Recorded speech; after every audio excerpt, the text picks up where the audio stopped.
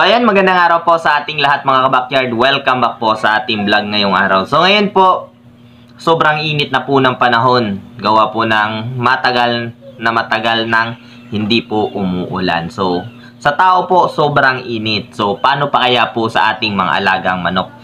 So ano po talaga ang common po talaga na nangyayari sa mga alaga nating manok sa ganito pong sobrang init? So nahi-heat stroke po. So namomroblema ka gawa ng nahi-heat stroke o bigla na lang namamatay ang iyong mga alagang manok. So, ang simple pong pinakamadaling paraan ay atin po yang aalamin. So, unang-una po, kung tayo po may trabaho o may mga lakad, ang una nyo pong iisipin ay i-safety nyo po ang inyong mga alagang manok sa lilim na hindi po masyadong naaarawan pagdating ng tanghali o yun pong tamang 12 noon na sobra na pong init. Nang safety po sila na iiwanan po natin at wag na wag nyo pong kakalimutan. Pangalawa, panatilihin nyo po na meron pong tubig ang inyong mga alagang manok ngayon, panahon, gawa na sa sobrang init po sila ay nauuhaw po talaga yan at baka ma-dehydrate po, isa pa po yung cause ng pagkamatay at pagka-heat stroke ng ating mga alagang manok.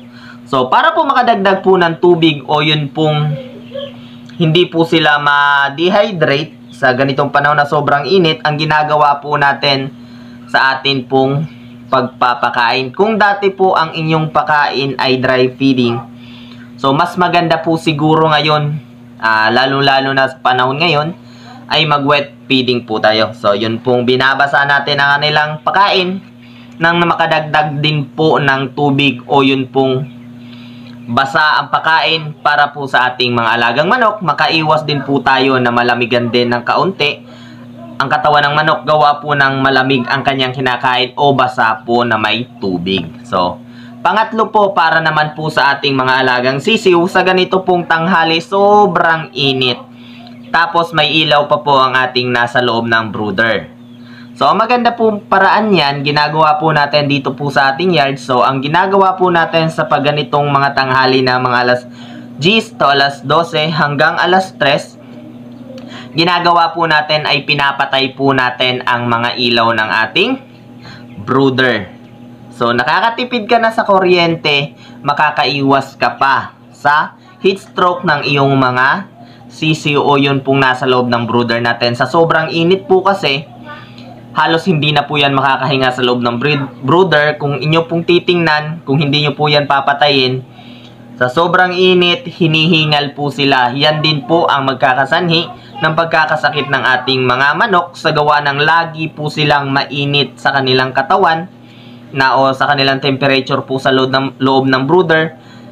Kalimitan po niyan magkakasakit ang ating mga alagang sisiw. So, ang mas maganda po niyan, patayin po natin sa tanghali, ibalik po natin mga 3 to 4 p.m.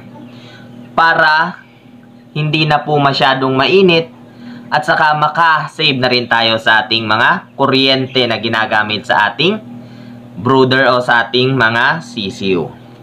So, simpleng paraan po yan, may iwasan natin na magka-heat stroke o mamatayan po tayo ng ating mga alagang manok sa ganito pong tag-init na sobra-sobra po talagang init. So, sana nakatulong po yan at once again, magandang araw, happy farming!